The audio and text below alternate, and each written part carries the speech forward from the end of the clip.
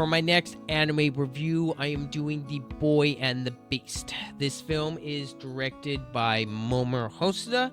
The animation is done by Studio Chizu, and it is rated PG-13. Now, with this, of course, being a Mamoru Hosoda film, all the qualities that you can expect from him are all there. The animation's great, the music's on point, it's got his usual character designs he likes to use, the writing is excellent as usual from him, and the characters are very likable as well. Overall, this is just a fantastic film in general.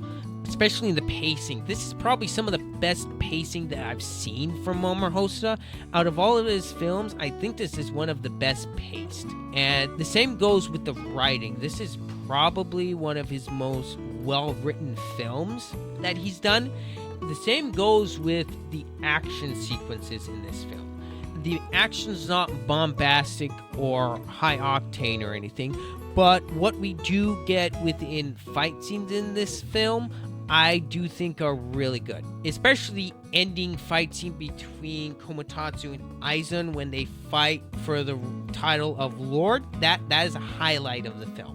And of course, you've got the final confrontation at the end. And one of the themes in this film that I think Mamoru Hosoda did really well is the importance of fathers and how you raise a child. Now, in order to get my point across, I am going to have to get into spoilers for the climax of this film. So, in turn, I'm going to be putting it right here, spoiler warning.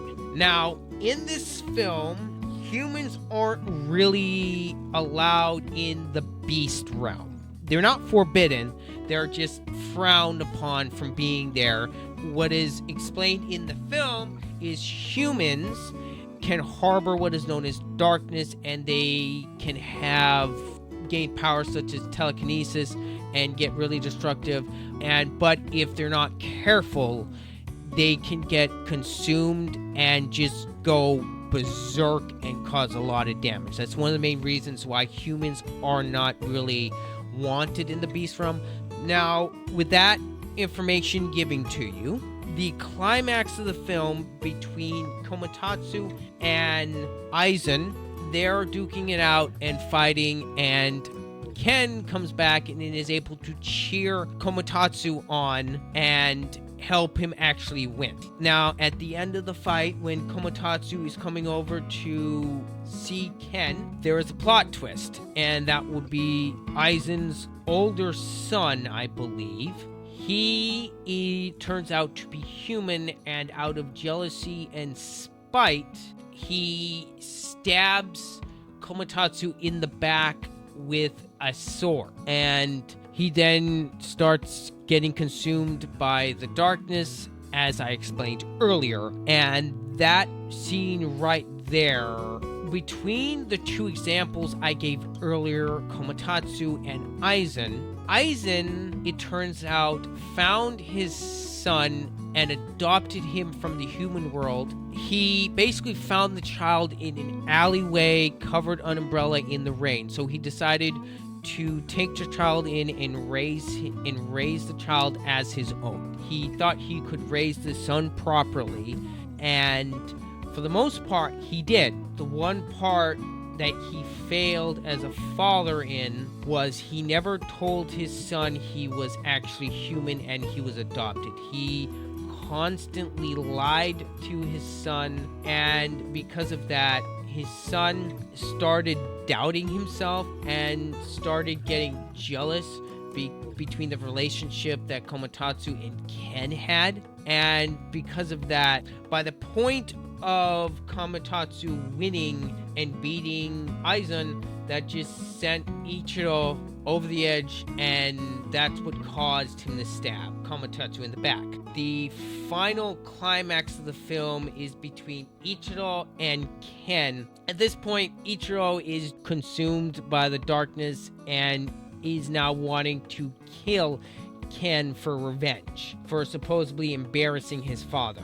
One of the things that shows Komatatsu's character at the end is after winning the fight, he does become Lord, and he decides to reincarnate himself as a sword. So that way, he basically reincarnates himself as a type of magical sword that combines itself with Ken's soul, and that gives Ken the ability to beat Ichiro in the fight. Komatatsu did all of that out of love for basically his adopted son. That series of events, if it's a bit confusing, I do apologize. I'm doing my best here to explain it. Those series of events, even though Aizen meant well, that just goes to show you the dangers of constantly lying to your child when the best thing you can do to raise him is just be honest. That is one of the ways that The Boy and the Beast just shows the importance of raising children properly and the importance of good fathers. And that is one of the reasons why I highly recommend The Boy and the Beast to anyone who has not watched it. For my final score for The Boy and the Beast is a very high 9 out of 10. Despite my couple nitpicks with some of the character designs, my only other nitpicks with the film is the intro and ending I didn't really like. I thought they were kind of lackluster compared to the previous films, but those are nitpicks in itself. And just overall, if you have not seen The Boy and the Beast, this is a must-watch. It is a phenomenal film. And overall, those are my thoughts on The Boy and the Beast.